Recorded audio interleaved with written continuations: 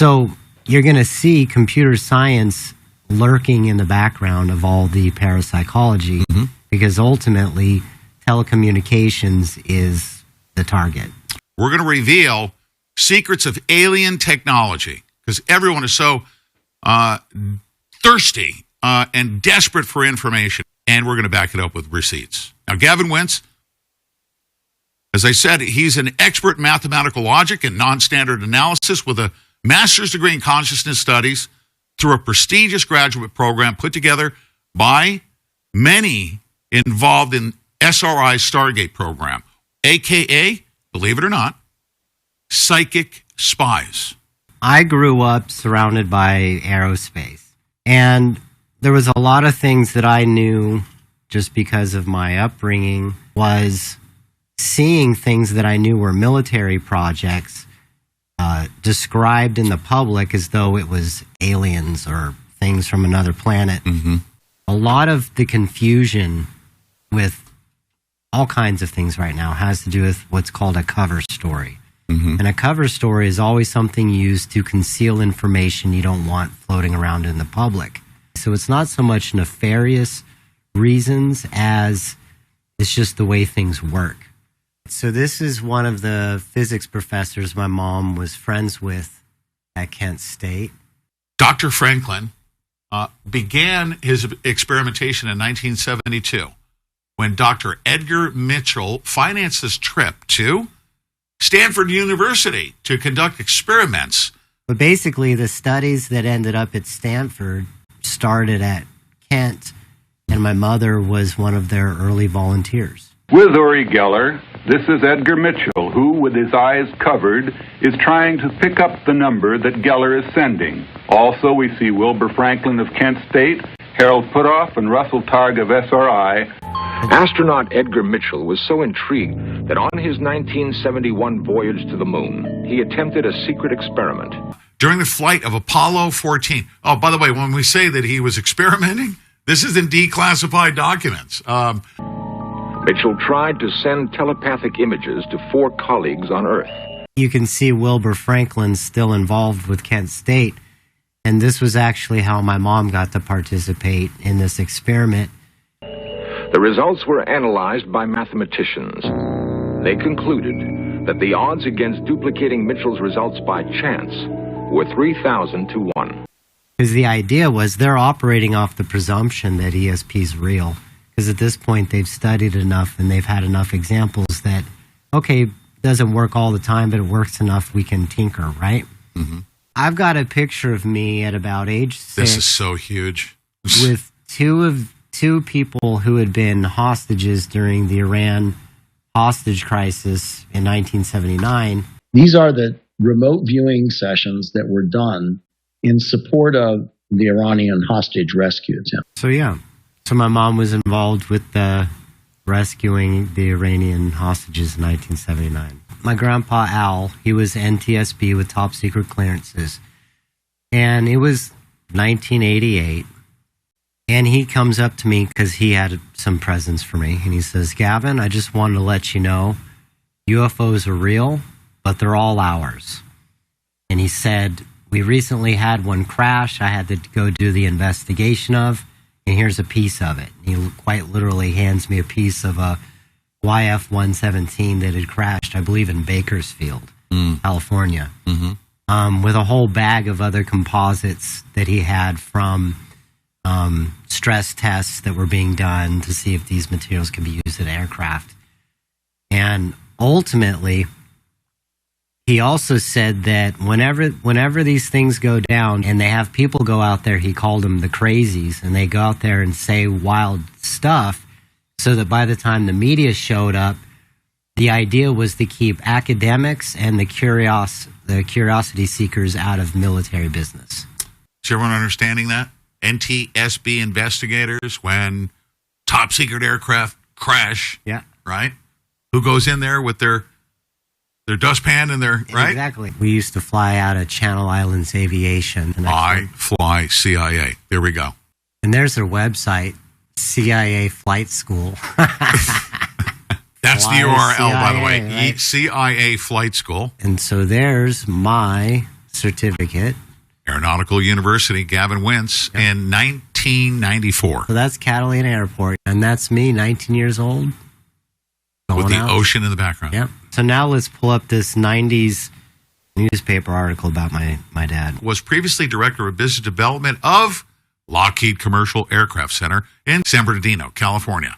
He held management positions in planning and development, maintenance and production control for Tracor Aviation. This is an article about my dad's boss. Retired Navy Admiral Bobby Ray Inman drove out to, remember I said, Tracor, Inc., a defense electronics company, to tell its employees he was their new boss. Oh, this is real fun. So what this is this is the proper nomenclature. So unmanned is not the right word. It's uninhabited air vehicles. Or how about uninhabited air programs? UAP. What we're basically discussing is technology that was developed throughout the 20th century, but then put to test in the late 90s. And then they have this document essentially discussing its relevance in 2025. So notice now we're doing all this discussion, in 2025 about UAP. Yes. Right. Oh, and it couldn't have anything to do with this document from 1999, could it? Their Dark Horse program demonstrated the potential capabilities needed for autonomous UAVs. Lockheed Martin Tactical Aircraft Systems and Tracor Flight Systems announced they will both support each other in developing UCAVs and next-generation aerial targets. Tracor was a contractor that conducted a variety of tests at the San Clemente Island Test Range. San Clemente is where drone missiles are fired as targets for nearby warships to practice defending themselves. Okay, my name is William John Pollock. My background initially started in the Air Force in the mid-60s, where I was a computer operations and programming specialist. In '84, I started working for Tracor. There's a lot of work going on in the aerospace industry that would indicate that we have black projects that have gone even darker. They've been taken offline. Put this in context, where we saw the Nimitz UAP incident is quite literally off the shore of San Clemente.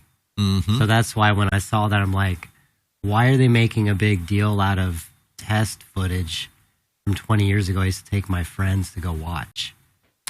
Quite literally.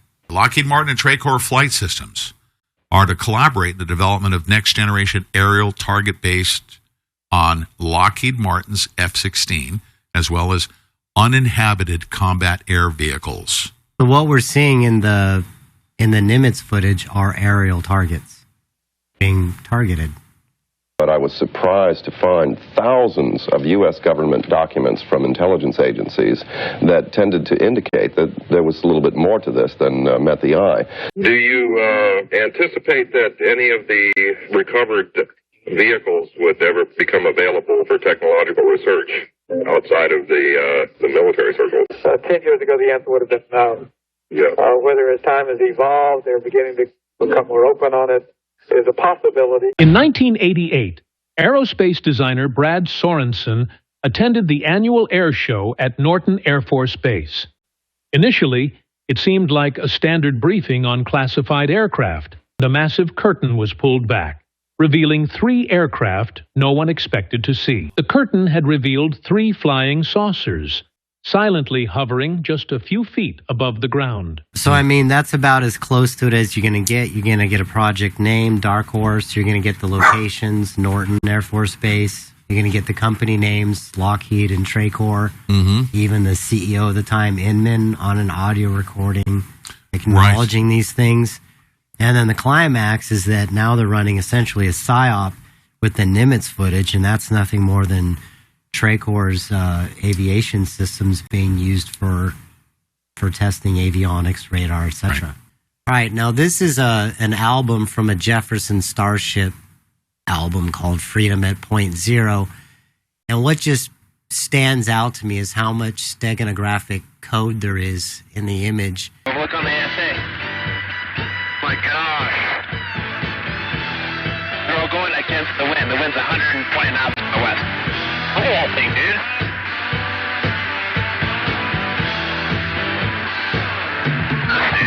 Well, if there's another thing, it's rotating. Meanwhile, Gavin, when he's in his 20s, is getting his skateboard friends, hey, you guys don't want to go see some shit? And then we go up and watch the flight paths, because I knew what the flight paths were from San Clemente to Norton up to Area 51. Bingo. You guys got it now? Wow, it's become so secret that even the most brilliant innovators can't even share information anymore. It's just gobbled up by the corporations. So this was a milestone for me. Listen to this. Certainly aerospace corporations have knowledge in the UAP area that specifically are sequestered against FOIA. Because of proprietary labels, which the whole thing was set up to be that way on purpose. We have Jack Sarfati here. I want to get his take on what Eric Weinstein said. I rediscovered what they hid in the 50s. Very elementary things, what they did. They were very clever to throw people off.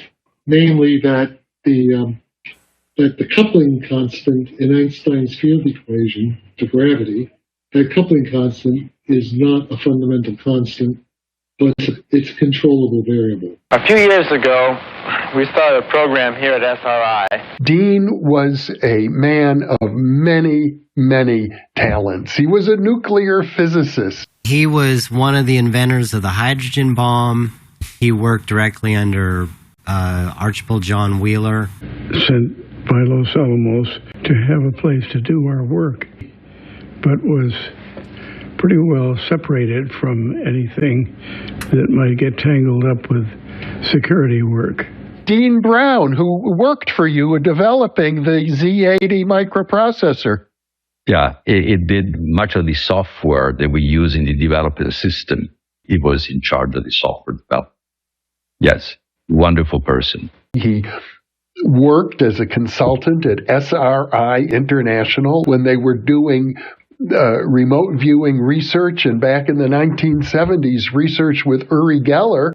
Hal Puthoff and Russell Targ asked him if he would step in and just form a personal relationship with Geller. My first meeting at Stanford Research Institute, actually at Dean Brown's house near the Institute, back in 73. The first I was introduced to Edgar Mitchell, astronaut who ran the program, and then Brendan took me to Dean Brown's house, where I first met Hal Puthoff and Russ Targ. Between 2001 and 2003, physicist Harold Dean Brown mentored me on quantum mechanics and modern cosmology. He helped to create, along with me and our mutual friend, Dr. Obadiah Harris, who was the president of the Philosophical Research Society in Los Angeles, a university system, the University of Philosophical Research, all because of Dean's inspiration. I met Hal Puthoff at Dean's house, and as soon as I started to show my mathematics, Hal had to leave because it was going to create a situation where he had to go make a report because he still maintains his clearances. And by the way, when I left, the video was taken from me. So I had video of me showing Dean Brown my math, and I was not allowed to leave his house with it. What? Yeah. Your math? Correct. Physics has been suppressed, sequestered by corporations that own and have developed the technology. Well, it started with Edward Teller. Knowing his relationship with Edward Teller, curating our understanding of the atom because they were concerned that future people might be able to figure out weapons they hadn't anticipated. So we were quite literally given a curated model of the atom.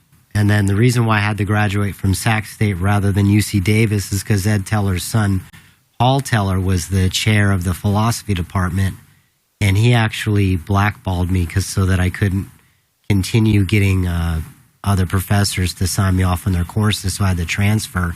And that also was all around this mathematics. So what was wild is it took me till about 27 years old to realize the significance of some of my mathematics I'd developed. Mm-hmm. And again, that was all within that incubator of all these people that my parents were surrounded with. And ironically, when I went to get my master's degree, these were the same people.